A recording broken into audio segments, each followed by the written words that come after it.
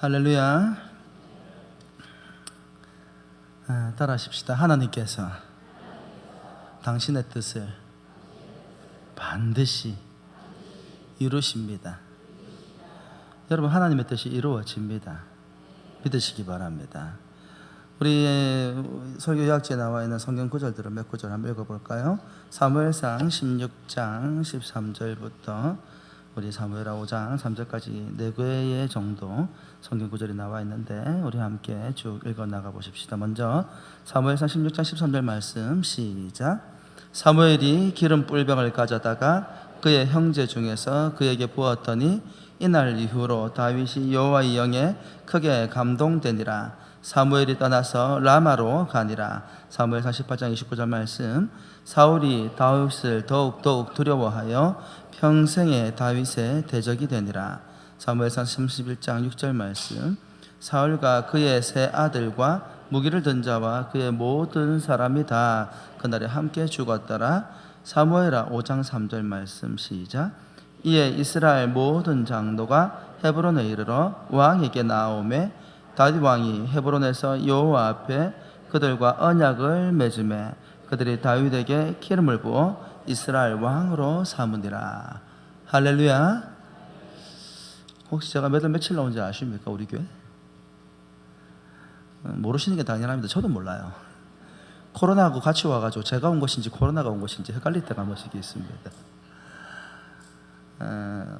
조금 혼란스러운 상황 가운데에서 또 우리 원로 목사님들 후임으로 이렇게 오다 보니까 저도 약간 정신이 분주한 가운데에서 또 교회에 부임하게 되었습니다. 그때 우리가 사무엘상 16장에 있는 다윗의 이야기로 여기까지 이제 출발하게 된 것입니다. 여러분, 놀라운 사실은 그때로부터 계속해서 우리의 사무엘하 말씀을 보는데 우리는 처음 하나님께서 하카타 별 볼일 없는 다윗에게 기름을 부어서 네가 장차 이스라엘의 왕이 되리라 말씀하셨던 그 사건을 기억하고 있습니다. 오늘 우리가 잠깐 읽었던 사무엘상 16장 13절 말씀 가운데에서 기름을 부어가지고 하나님께서 하나님의 통치하고 다스리는 신정국과 위대한 이스라엘의 왕으로 너를 삼을 것이다 약속하셨던 그때로부터 출발을 해서, 근데 그 다윗이 어떻게 살았습니까? 기름을 부음을 받았던 그때로부터 해가지고 한순간도, 물론 중간 드문드문 고난을 당하고 고통을 당하며 도피 생활을 할 때에 하나님의 뜻을 거슬러서 엉뚱한 짓을 할 때도 없는 것은 아니었습니다만은 그의 전반적인 상황들을 돌이켜 볼 때에 참 저런 상황 가운데서도 어떻게 저렇게 한결같이 하나님의 영광을 위해서 살아갈 수 있었을까? 그는 그의 시선을 단 한순간도 하나님께로부터 떼지 않았습니다.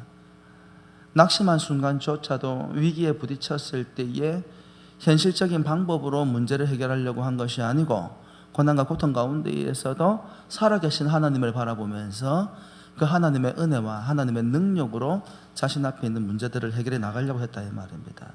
하지만 그 과정을 돌이켜보면 결코 쉬운 과정은 아니었죠. 기름 부음을 받고 난 다음에 그가 제일 먼저 했던 일이 무엇입니까? 하나님을 조롱하고 이스라엘을 조롱하던 골리앗을 쓰러뜨렸던 일입니다. 주일학교 아이들부터 해서 교회를 다니는 사람이라고 한다면 이 사건을 도대체 모를래야 모를 방법이 없을 만큼 유명한 이야기입니다. 영화로도 나와 있고 애니메이션으로도 나와 있고 주일학교를 다니고 교회를 다니다 보면 평생 살아가면서 한 100번쯤은 듣지 않을까 싶을 정도로 멋진 이야기 아닙니까? 그 위대한 골리앗, 블레셋에서 그 위대한 장수라고 불렸던 골리앗을 쓰러뜨리고 난 다음에 다윗의 인생은 한마디로 인간적으로 보면 참 꽃이 피는 듯 했습니다. 온 이스라엘이 그를 칭송하고 사울 왕의 사위가 되어지고 군대 장관이 되어서 전쟁터 나갈 때마다 승승장구하는 삶을 살아가게 됩니다. 그렇게 들여다보면 하나님께서 기름 부은 자의 인생이 참 복되다 싶은 생각이 들 때가 있습니다. 하지만 잘 보셔야 됩니다. 섰다고 생각할 때에 사단의 획책에서 넘어지는 순간들이 온단 말입니다. 다윗은 서서 하나님을 바라보고 하나님의 기뻐하시는 믿음의 삶으로 계속해서 나아가고 있지만 그 밑바닥에서는 사단이 사울을 통해 역사하기 시작을 했단 말이에요. 사람들이 뭐라고稱颂합니까? 사울은 천천히요. 다윗은 만만이란 말을 듣는 순간에 지극히 현실적이고 인간적인 관점을 가지고 자기의 방법으로, 인간적인 노력으로, 인간적인 방식으로 무엇인가를 성취하고 이루려고 했던 그 사울과 하나님의 방법으로, 하나님의 방식대로 하나님의 영광을 위해서 자신의 삶을 헌신했던 이 두 세계관이 끊임없이 충돌합니다.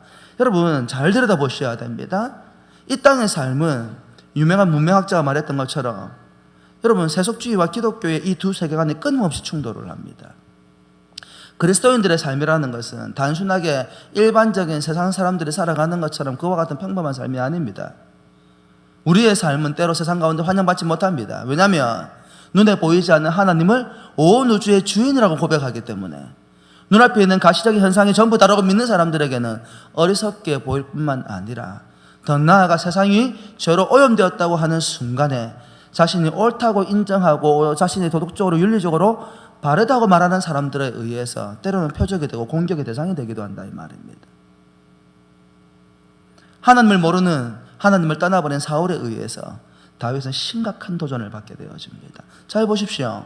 하나님께서 그에게 기름을 부어서 왕이 되게 하시겠다, 그 약속의 말씀을 주셨음에도 불구하고 그 하나님의 언약이 성취되어져 가는 과정을 가만히 들여다보면 결코 쉬운 것은 아닌 것처럼 보여집니다. 하지만 때가 되매 하나님께서 그를 대적하던 사울과 그의 아들과 그와 함께하던 이들의 생명들을 거두어 가십니다. 그리고 오늘 우리가 보았던 사무엘하 5장 3절 말씀에 보니 이에 이스라엘 모든 장로가 헤브론에 이르러 왕에게 나오매 다윗 왕이 헤브론에서 여호와 앞에 그들과 언약을 맺음에 그들이 다윗에게 기름을 부어 이스라엘 왕으로 삼으니라. 할렐루야. 여러분 다윗에게 기름을 부어서 다윗이 이스라엘 왕이 되는 때까지 어느 정도 시간이 걸린 줄 아십니까? 약 20년의 시간이 흘러갔습니다. 하나님께서 다윗에게 기름을 부어서 초창기의 10년은 멋진 인생이었습니다. 하지만 하나님이 통치하고 다스려가는 위대한 왕국 이스라엘은 아무나 통치할 수 있는 왕국은 아니었던 것 같아요. 어떤 사람? 철저하게 하나님 중심적인 사람, 하나님께서 약속하신 것을 이루어지는 것을 신뢰하고 믿는 사람, 하나님의 온 우주의 주인이시고 만유의 주제이시며 모든 것의 출발이고 근원이고 끝이신, 시작과 끝이 되심을 믿는 사람. 어떻게 그것을 우리가 알아갑니까? 다윗은 고난과 고통 가운데에서 위기의 순간에 만났을 때마다 살아계신 하나님을 바라볼 때에 도무지 극복할 수 없을 것 같은 현실을 이겨나가게 하시고 극복하게 하시는 하나님의 은혜를 경험하게 됩니다. 할렐루야. 오늘 우리가 보지 않습니까? 하나님께서 기름을 부으신 대로 그가 이스라엘 왕이 됩니다. 사랑하는 성도 여러분, 하나님의 뜻은 이 땅 가운데 반드시 이루어집니다. 여러분 믿으셔야 합니다. 이 사실을 믿어야 우리는 끝까지 하나님을 의지할 수 있기 때문입니다. 우리가 왜 이랑 미쁘신 하나님을 의지하지 못하고 매 순간 낙심하고 절망하고 현실 가운데에서 길을 찾는 것입니까? 단순합니다. 하나님의 살아계심을, 하나님의 신실하신 하나님이심을 믿지 못하고 있기 때문이라는 것입니다. 다윗은 그 하나님을 바라보았습니다. 그 하나님을 신뢰했습니다. 비록 20년의 세월이 지나갔지만 때가 되매 아름답게 하시는 하나님의 은혜를 쫓아서 하나님께서 그에게 왕으로 세워주시더라는 것입니다. 사랑하는 성도 여러분, 지금 여러분이 겪고 있는 인생이 힘들고 눈물나고 고통스러운 삶일 수도 있습니다.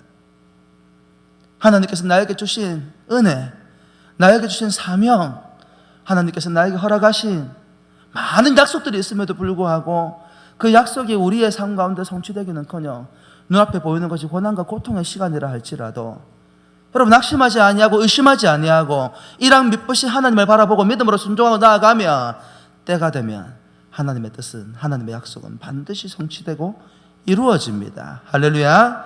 그래서 우리는 모든 상황 가운데에서 주님을 바라보아야 하는 것입니다. 여러분 고린도후서 1장 10절 말씀에 뭐라고 기록하고 있습니까? 같이 읽어볼까요? 시작.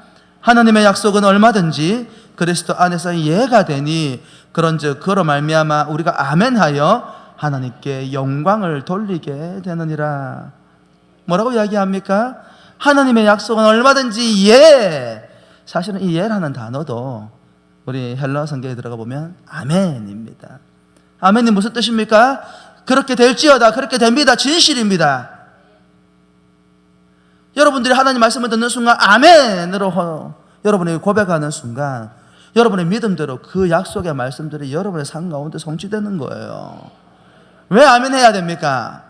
여러분, 이 시간은 물론 우리가 하나님 말씀, 설교가 캐리고마, 선포와 디다케, 교육 두 가지 요소가 있습니다만 배워가는 과정이기도 합니다만은 단순하게 우리가 머리에 있는 지식과 내가 깨닫지 못하는 것을 배우는 시간이 아니라 서영료 목사는 별 볼 일 없지만 우리 원로 목사님은 나약한 인간에 불과하지만 이런 주의 종들을 통하여 하나님 말씀이 선포되어지는 그 말씀을 아멘으로 받는 순간 내 믿음대로 그 아멘이 내 삶 가운데 성취되어져 간다라는 것입니다. 예배 시간에 하나님 말씀 선포될 때에 축복의 말씀이 선포될 때에 아멘으로 받으시기를 주의 이름으로 축원합니다. 여러분의 믿음대로 그 약속이 반드시 하나님의 뜻 가운데 이루어지게 될 것입니다. 뭐라고 얘기합니까? 하나님의 약속은 얼마든지 그리스도 안에서 예가 되나니 우리가 믿음으로 하나님을 바라고 받은 약속의 말씀은 노가 없습니다. 예가 됩니다. 그럼 궁금증이 있습니다. 하나님은 무엇을 위해서 이렇게 우리의 인생 가운데 하나님의 뜻을 성취시켜 나아가는 것일까요? 궁극적으로 하나님께서 저와 여러분의 인생을 도대체 어디로 이끌어 가고 싶어서 이렇게까지 우리의 삶 가운데 역사하시는 것일까요? 궁극적으로 우리가 하나님 말씀에 순종하고 하나님의 뜻을 바라며 믿음으로 살아가면 어디를 가게 되는 것일까요? 오늘 제가 여러분 설교 요약지에 기록해 놓지는 않았습니다만은 창세기 1장 31절 말씀에 보면 여러분 너무나 잘 아는 이와 같은 말씀이 있죠. 한 목소리로 한번 읽어볼까요? 시작. 하나님이 지으신 그 모든 것을 보시니 보시기에 심히 좋았더라. 저녁이 되고 아침이 되니 이는 6째 날이니라. 자막 띄워 넣어 주실래요? 뭐라고 기록하고 있어요? 하나님이 지으신 그 모든 것을 보시니 보시기에 어떻다고요? 심히 좋았더라. 첫째 날 빛과 어둠을 나누어 주시는 곳에서 6일 동안 천지를 창조해 나가시는데 하나하나를 천지를 창조하실 때마다 하나님이 매우 기뻐하시고 좋았더라 그러셨어요. 그런데 심히 좋았다라는 표현이 6번째에 나옵니다. 하나님이 만드신 모든 것들을 보실 때에 심히 좋았더라. 그런데 이 심이라는 히브리어 이 메오드라는 단어가 가지고 있는 원래 의미는 어떤 의미를 가지고 있냐면 풍부하다, 크다, 강렬하다, 무수하다, 양과 질에 있어가지고 비교할 바 없이 더할 나위 없이 좋다. 단 하나의 모자람도 없다. 할렐루야. 여러분, 하나님께서 이 고난과 고통의 시간 가운데에서 하나님을 바라보는 저와 여러분의 삶을 도대체 어디로 인도해 가시는 것일까요? 유명한 신학자 그런 말을 했지요. 결국 하나님께서 우리를 인도해 가려고 하는 삶은 창세기 1장 31절에 그 답이 있다. 심히 좋았더라. 부족하고 풍요 가운데에서 빈곤한 삶을 살아가는 이 시대 가운데에서 하나님을 바라보고 믿음으로 살아가는 자들에게 어떤 고백을 하게 하시냐면 너무너무 좋았더라가 아니라 심히 좋았더라. 하나님 아무것도 부족하지 않습니다. 하나님 아무것도 모자라지 않습니다. 제가 아직도 기억나는 한 사건이 있습니다. 제가 섬기던 교회 가운데에서 한 집사님이 돌아가셨는데 교회 연락이 온 거예요. 목사님, 전 전도사 시절이었는데 목사님들하고 교육자들이 다 와서 우리 아버지의 마지막 임종하신 모습을 봐주셨으면 좋겠습니다. 그러신 거예요. 장례식이 나면 사역자들이 가가지고 또 장례 절차도 논의하기도 하고 마지막 임종을 지키는 경우도 있고 임종하시고 난 다음에 예배를 드리는 경우도 종종 있습니다. 저 같은 경우에는 또 제가 섬기던 교회에 관리사님 돌아가시고 난 다음에 제가 직접 염도했거든요. 왜요? 안 해보셨어요? 안 해보셔서 말을 하지 마세요. 제가 살고 있는 방 옆방에 살고 계셨는데 거기에 또 시신을 안치해가지고 여기 시신이 있고 저는 이거 옆방에서 잠을 자고 있고 하여튼 며칠 동안 그렇게 한 적도 있는데, 뭐 그런 경우들이 없는 것은 아닙니다만 그렇게 교역자들을 다 초대해가지고 마지막 또 하나님 부르심 받은 모습을 보게 해달라, 봐주셨으면 좋겠다라는 말은 또 낯선 장면이었던 것 같아요. 제가 사역을 하면서도 처음, 뭐 그때 그 모습이 이제 처음이었던 것 같으니까요. 또 가서 보니까 뭐 교역자들만 간 게 아니고 장로님들도 다 와 계셔. 그 가정이 다 초대를 한 거예요. 이게 왜 이렇게까지 우리를 다 불렀지 하고 들어가 보니까, 제가 새벽기도 설교 시간에 한번 말씀드린 적이 있는 것 같은데, 들어가 보니까 그분이 하나님 앞에 부르심을 받으셨는데 어떻게 돌아가셨냐면, 그 늘 말씀을, 당신의 이제 작은 방 가운데 기도하는 방, 말씀을 묵상하는 방이 하나 있었는데, 조그만한 협탁 앞에 성경책이 펼쳐져 있고 그 앞에 무릎을 꿇고 두 손을 모으고 이 상태로 이렇게 하나님 부르심을 받았어요. 저는요 그때 나이가 좀 어릴 때여서 그런지는 몰라도 그 모습을 보면서 대단히 충격적이었어요. 충격적이란 말은 기분이 나빠 충격적이었다는 게 아니고, 내 인생의 마지막도 저럴 수 있을까라는 퀘스천 마크가 불려 있었거든요. 저는 가끔씩 그런 생각 해봤거든. 난 설교하다 부름 받았으면 좋겠다. 설교하다가 죄송한데 성도님들은 공포영화를 찍는 장면이겠지만 목사의 면류관이 하나님 말씀을 선포하는 건데, 말씀은 어떤 분들은 그래요. 잠을 자다가 편안하게 자는 듯이 갔으면 좋겠다. 어떤 분들은 기도하다 갔으면 좋겠다. 근데 저는 목사다 보니까 말씀을 전하고 축복기도 끝나고 난 다음에 이 상태로 갔으면 좋겠다. 그럼 기념이 되겠다 하나님 앞에. 뭐 그런 생각이 들기도 했는데, 그때 그 모습이 되게 제 마음속에 깊이 인상이 남았어요. 근데 더 인상 깊었던 게 뭐냐면, 그분이 그날 말씀을 이렇게 묵상했는데, 제가 정확하게 기억이 안 납니다만 그때는 이제 기록을 해놨었는데, 그 밑에 뭐라고 노팅을 해놓으신 거예요. 코멘터리를 달아놨어요.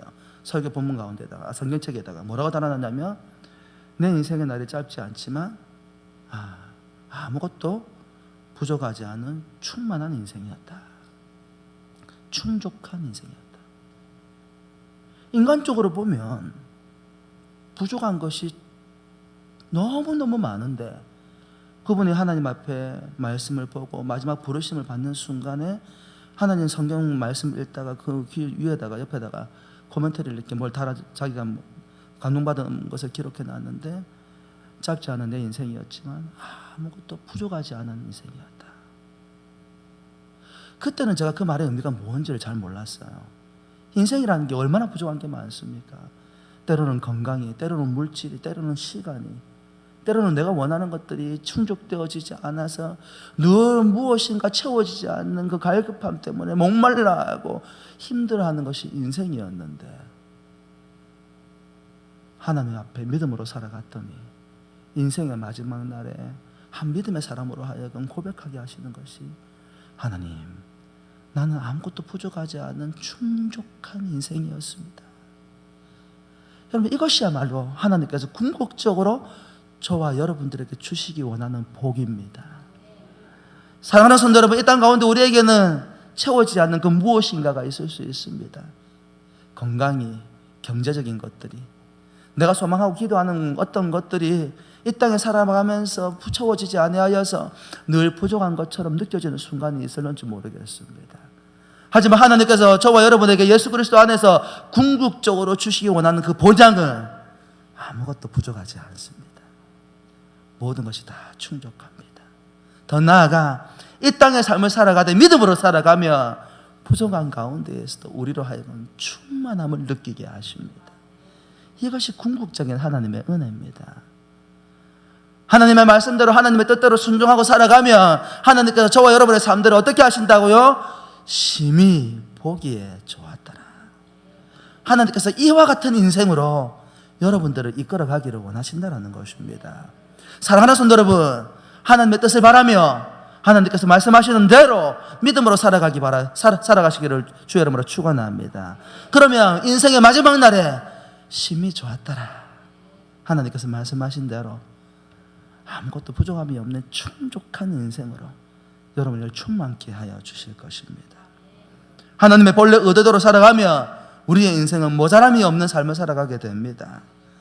스펄전 목사님이 그 당시에 참 어려운 시절이었다 보니까 교회 안에도 고아들이 많고 자신들이 섬기는 로컬 처치 지역 사회 가운데에서도 어려운 사람들이 너무 많아가지고 하나님께 기도했어요. 기도하다가 마음에 감동을 주셔서 300파운드의 기금을 마련해가지고 고아들을 돕기를 이제 위해 기도한 거예요.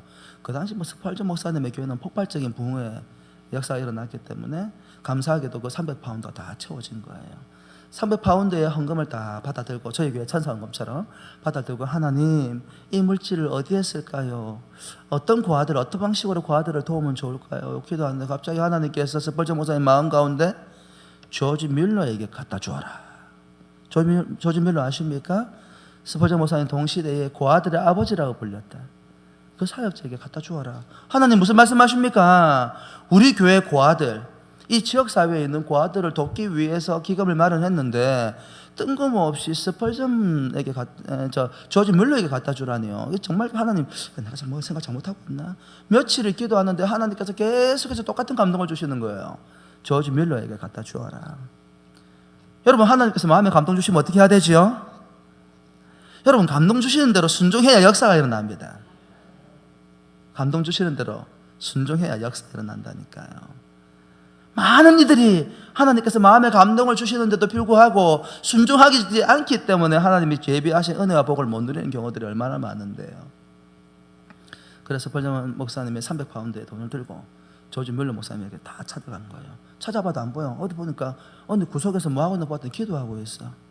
기도 끝날 때까지 기다리고 있다가 조지 뮬러가 기도를 마치고 눈을 딱 뜨는 순간에 그래 목사님 그래 조지 뮬러 뭘 위해 기도했어? 라고 물었더니 깜짝 놀라면서 아니 이게 웬일이냐고 그냥 뭐 하나님의 뜻에서 잠깐 들렀는데 뭘 위해 기도했어? 물었더니 300파운드를 달라고 기도했다라는 거예요. 여러분 우리 하나님은 정확하신 하나님이십니다. 고아들을 위해서 300파운드가 너무나 절박한 상황이었다라는 거예요. 그래서 하나님 앞에 무릎을 꿇고 맨날 며칠 동안 300파운드를 주십시오. 300파운드 주십시오. 그 기도가 어디로 갔어? 스펄전 목사님의 영적인 기도 가운데 그게 하나님의 영적인 안테나를 연결시켜 주셔가지고 그래서 그랬구나. 그래서 300파운드를 자 받으시오. 하나님께서 당신에게 갖다 주라 합니다. 하고 300파운드를 갖다 주고 돌아간 거예요. 근데 돌아가다 보니까 마음이 약간 서운해. 뭐가 서운할까요? 거기만 고아가 있나? 우리 교회도 고아가 있고 우리 지역에도 교회가 고아들이 있는데 하나님 어떻게 하란 말이고 또 성도들한테 궁색하게 300파운드 실컷 모아놓고는 조지 뮬러 갖다 줬다고 이야기하고 다시 모아야 되는 겁니까? 하나님 목사 체면이 말이 아닌데 이거 하고 다시 기도하려고 목양실 딱 들어갔는데 테이블 위에 뭐가 봉투가 하나 놓여져 있어요. 딱 열어보니까 얼마가 있었을까요? 300파운드예요. 하나님께서 하나님 말씀에 순종하니까 이자를 300파운드를 붙여주신 거예요. 여러분 하나님의 뜻은 하나님은 선하신 분이십니다. 말씀대로 순종하면 손해보는 인생이 아니라 넘치도록 채워주시는 그 하나님의 은혜를 경험하게 된다 이 말입니다. 조지 뮬러의 고아들을 살필 수 있는 형편도 만들어주시고 자신의 몸된 교회와 지역사회에 있는 고아들도 돌볼 수 있는 은혜를 베풀어 주시더라는 것입니다.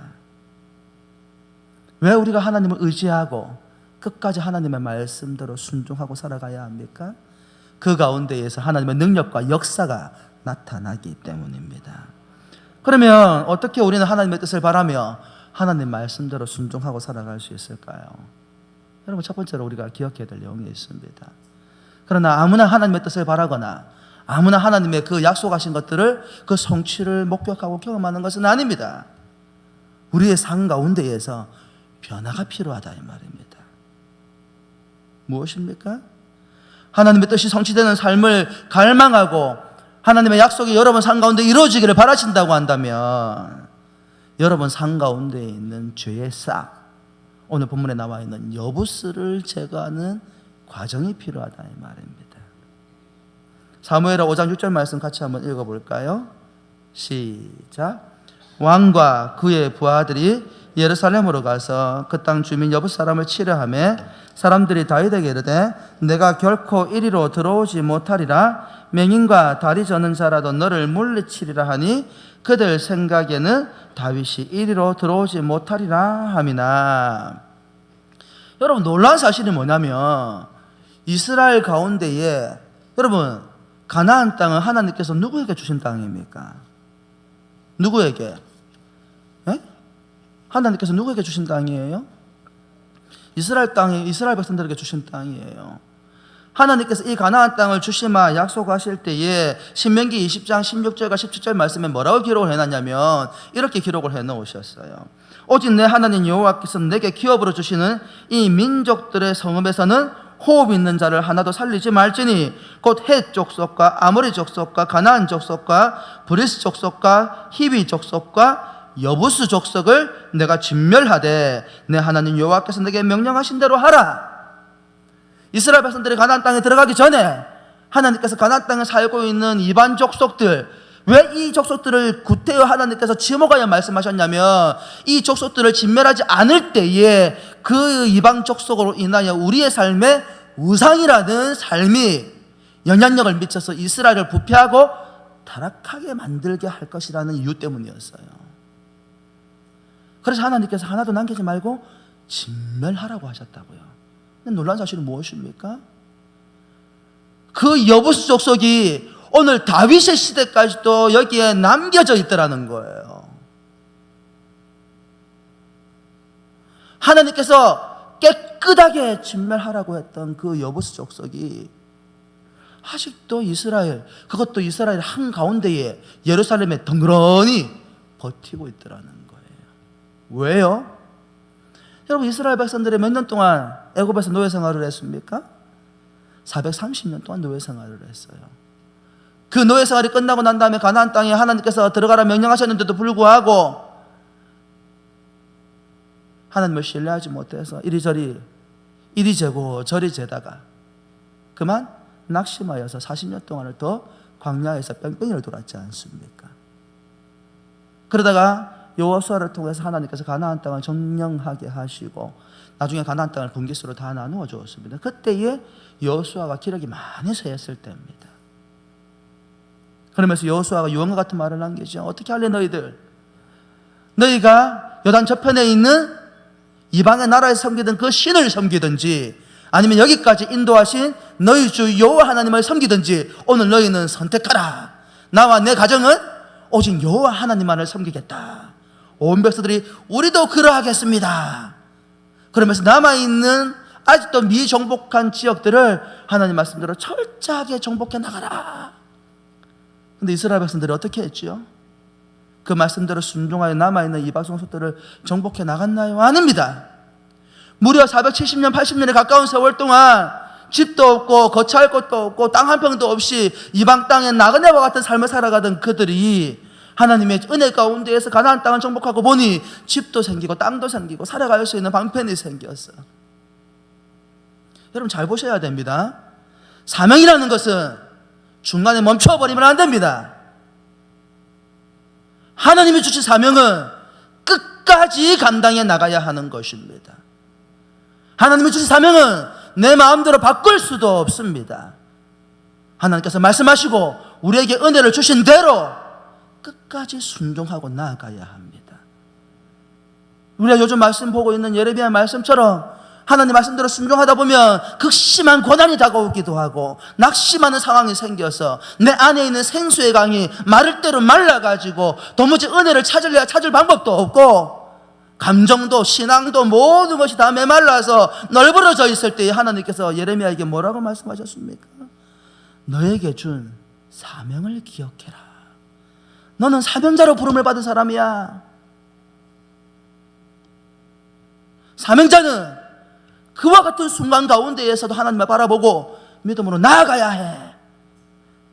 네가 그 사명을 깨닫고 다시 일어서서 사명자의 삶을 살아가면 하나님께서 뭐라고 말씀하셨어요? 너에게 복을 주고 너를 높이시며 너를 세워주실 거라고 약속의 말씀을 주셨어요. 여러분, 그리스도인들이 하나님 말씀대로 순종하여 믿음으로 살아갈 때에 항상 풍성하지는 않습니다. 낙심될 때가 있어요. 하나님의 사랑도 하나님의 은혜도 아름다웠던 믿음에 협력하는 관계들도 다 깨어져서 마치 아무것도 남지 않아서 아골고짝에 널브러져 있는 마른 뼈와 같은 그와 같은 모습으로 내 인생이 교회 한가운데 덩그러니 던져진 듯한 그런 시간들을 만날 때도 있다는 거예요. 그럼에도 불구하고 뭐라고 말씀하십니까? 사명자로 부른 너는 너에게 주신 그 사명을 어디까지? 주님께서 그만이라고 말씀하실 때까지 끝까지 성취해 나가야 한다는, 순종해 가야 한다는 거예요. 이스라엘 백성들이 자신들에게 주어진 삶의 안락함과 그동안 누리지 못했던 풍요로움에 도취되어져 버렸습니다. 하나님께서 의대로 주신 것에 도취되어서 그들에게 주어진 사명을 멈추어 버렸습니다. 세상과 타협했습니다. 나중에 하지. 여러분, 성경에서 가장 나쁜 신앙적인 신앙의 적이 뭐냐면 다음에라는 단어입니다. 하나님은 지금이라고 말씀하시는데 나는 형편이 되면 다음에 하지. 이게 신앙의 가장 큰 적이에요. 이스라엘 백성들이 다음에 하다가 어느샌가 그 자리에 있던 머물러 있던 이방 족속들이 다시 강성해져 가지고 영적으로 이스라엘을 우상을 섬기는 어둠으로 다 덮어버렸습니다. 다 덮어버렸습니다. 그 결과가 무엇입니까? 여부수입니다. 여부수는 무엇입니까? 하나님께서 주신 말씀대로 헌신해야 될 이스라엘이 헌신하지 않은 증거입니다. 여부수는 무엇입니까? 하나님 말씀에 불순종한 증거입니다. 여부수는 무엇입니까? 현실과 타협한 신앙입니다.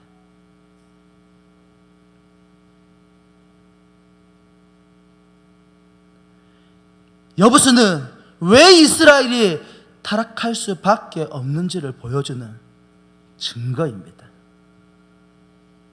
사랑하는 은한교회 성도 여러분, 여러분 삶 가운데에서도 아직도 제거되지 않은 이와 같은 여부수가 있지 않습니까? 하나님께서 끝까지 말씀대로 순종하라고 명령하셨음에도 불구하고, 하나님의 사명자로, 하나님의 헌신자로 부름을 받았음에도 불구하고 환경 탓을 하고 형편 탓을 하고 건강 탓을 하고 뭔 탓을 하면서 그 하나님이 주신 사명은 뒷전으로 밀어버린 그와 같은 것들이 저와 여러분의 인생 가운데 있지 않습니까? 눈앞에 있는 현실과 타협하면서 하나님께서 제가 알았음에도 불구하고 나에게 즐거움이 되고 나에게 만족이 되고 나에게 이익이 되니까 그냥 그대로 내 삶 가운데 내버려 두고 있는 그런 여부수들이 여러분에게 있지 않습니까? 그 여부수가 내 삶에 미치는 영향력을 명확하게 알고 있음에도 불구하고 지금 당장 나에게 주는 무엇인가가 있기 때문에, 아니 어쩌면 그걸 제거하려면 너무나 많은 시간과 너무나 많은 물질과 너무나 많은 내 삶을 헌신해야 되는 까닭에 뒤로 미뤄두고 있지 않습니까? 왜 하나님의 뜻이, 왜 하나님의 영광이, 왜 하나님의 약속이 우리의 삶 가운데 성취되지 않는 것입니까?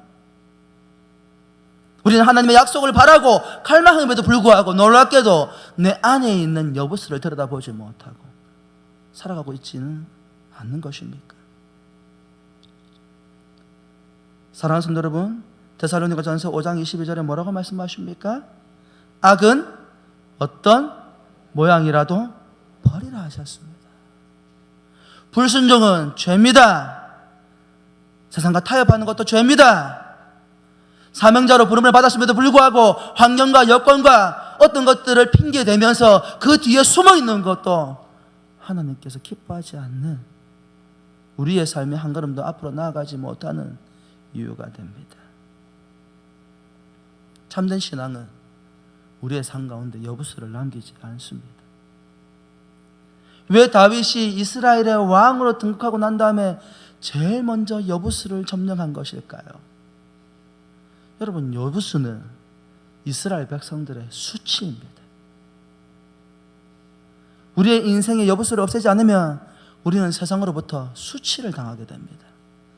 여러분, 여부수 사람들이 뭐라고 이야기하였습니까? 오늘 우리가 읽었던 사무엘하 5장 6절 말씀해 보니 왕과 그의 부하들이 예루살렘으로 가서 그 땅 주민 여부수 사람을 치라하며 그 여부수 사람들이 뭐라고 이야기합니까? 다윗에게 이르되 내가 결코 이리로 들어오지 못하리라. 맹인과 다리 저는 자라도 너를 물리치리라 하니, 그들 생각에 다윗이 이리로 들어오지 못하리라 하미나. 그럼 이 장면을 볼 때 어디선가 본 듯한 장면이 생각나지 않습니까? 그들 가운데 당당하게 서가지고 하나님을 모욕하고, 하나님에서 오신 이스라엘 백성들을 모욕함에도 불구하고 아무도 나서지 못해서 뒤에 숨어서 조속으로 바위에 숨고 숯불로 숨어가지고 벌벌벌 떨고 있던 어떤 모습들이 떠오르지 않습니까? 다윗이 뛰어가서 물맷돌을 집어 던져 쓰러뜨렸던 그때의 장면이 떠오르지 않습니까?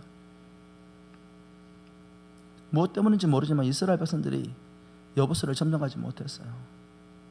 예루살렘을 탈취하지 못했다는 말입니다. 단순합니다. 불신앙입니다. 불순종입니다. 왜요? 여부스를 점령하려고 보니 너무 많은 시간과 물질과 헌신이 필요하거든요. 그 당시 예루살렘 성이 어떤 성입니까? 저는 예루살렘 안 가서 잘 모릅니다만 안에 기온 샘이 있어가지고 끊임없이 물이 솟아나오고 그 물을 중심으로 해서 안에서도 자급자족이 되는 환경이었어요. 예루살렘 성 주변으로는 온 사방이 천연절벽이어서 함부로 침략하지 못하는 난공불락의 성이었다는 거예요. 아무리 하나님 말씀이라 할지라도 그것을 점령하려고 보니까 너무나 많은 인명과 시간과 물질이 투자가 되는 곳이더라는 거예요. 그럴 바에야 적당히 타협하고 제들은 제대를 나름대로 내버려 두고 우리는 우리의 삶을 살아가면 되지. 하나님 말씀은 뭔데요?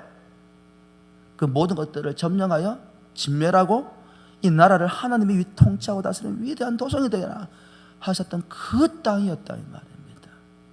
힘들다고 어렵다고 타협하고 뒤로 미루고 그 결과가 무엇입니까? 그 여부수 족속들이 이스라엘 백성들을 조롱하는데 우리의 맹인들과 쩔뚝발이들이 너희들이 저도로 올라올 때 나가 싸워도 이길 것이다. 여러분 결과는 어떤지 아십니까? 그렇게 조롱하고 난 다음에 사무엘하 5장 7절 말씀 같이 한번 읽어볼까요? 시작. 다윗이 시온 산성을 빼앗았으니 이는 다윗의 성이더라. 여러분 어떻게 빼앗았는지를 말하고 있지 않아요. 근데 단순해요. 다윗이 하나님을 바라보고 돌격 앞으로 했더니 마치 여리고성이 무너지듯이 여부수도 순식간에 탈취를 당했다라는 거예요. 정복했다라는 거예요.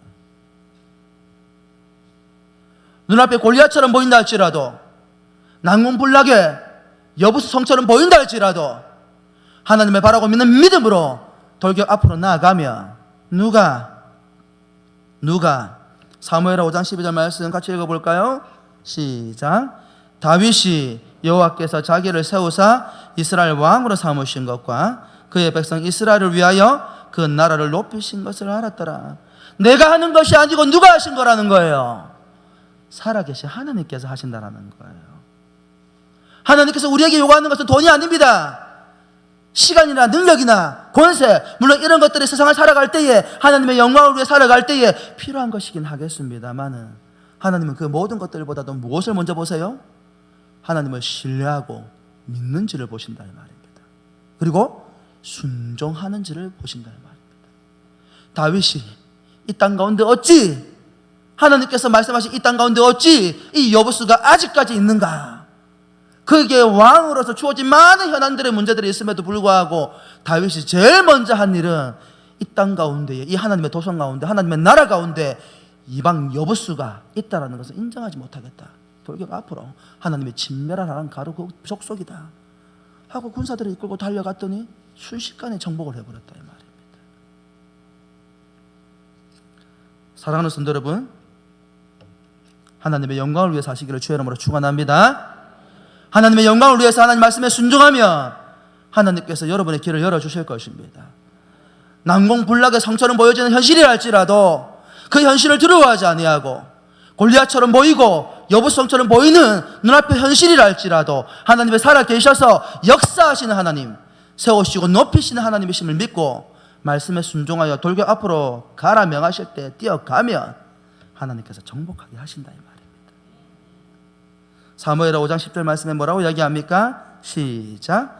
만군의 하나님 여호와께서 함께 계시니 다윗이 점점 강성하여 가니라.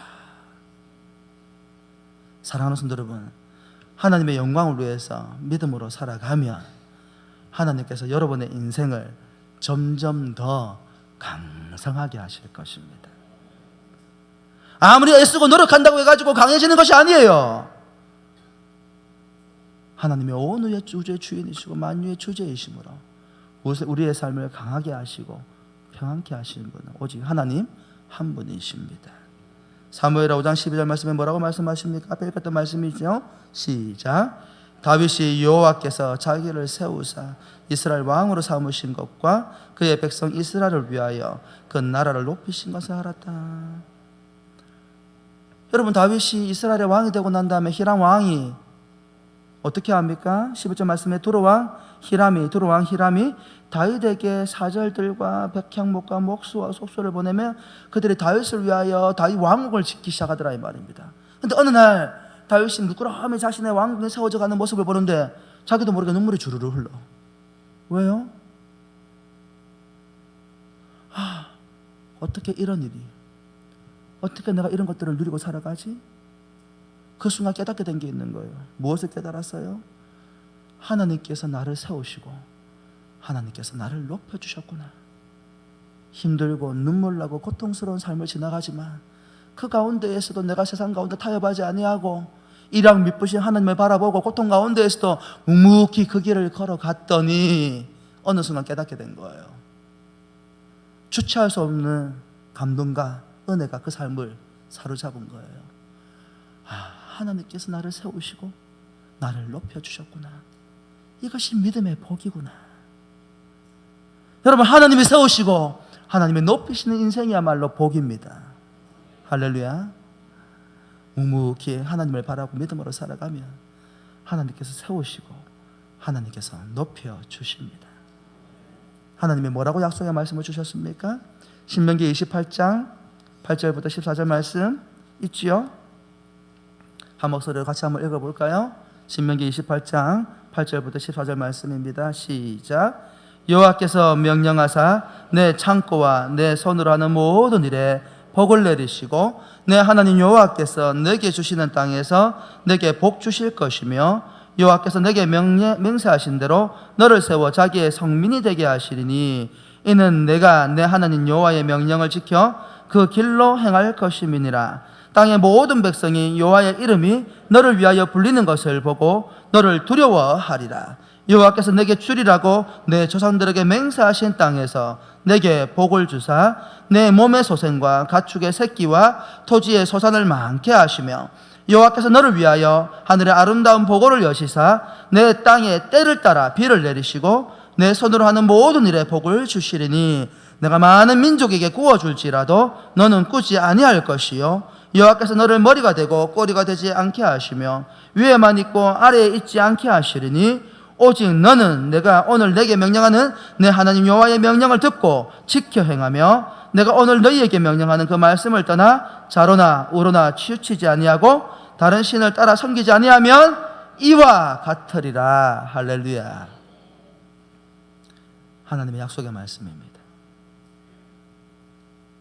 하나님 말씀대로 명령대로 순종하면 하나님께서 세워주시고 높여주시고 꾸지 아니하고 꾸어주는 민족이 되게 하시고 여러분의 인생이 되게 하시고 좌로나 우로나 치우쳐 우상을 섬기지 아니하고 세상에는 허탈한 것들을 여러분의 삶의 기준점으로 삼지 아니하고 하나님을 여러분의 인생의 기준으로 삼고 믿음으로 나아가면 누가 눈에 보이지 않지만 살아계신 하나님께서 저와 여러분의 인생을 우리 은한교회 공동체 여러분이 섬기는 모든 삶의 현장을 복되게 하실 것입니다.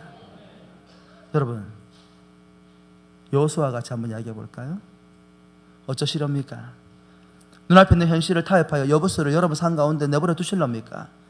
아니면 지금 결단하여 여러분 삶에 있는 여부수를 다 제거해내고 미쁘신 하나님을 따라 하나님의 약속하신 그 은혜와 복을 누리시렵니까? 오늘 이 예배 시간에 결단하시기를 주의 이름으로 축원합니다. 하나님은 살아계십니다. 하나님은 역사하시는 하나님이십니다. 하나님의 뜻대로 순종하는 자에게 그 하나님의 뜻을 이루어 주시는 하나님이십니다. 기도하십시다.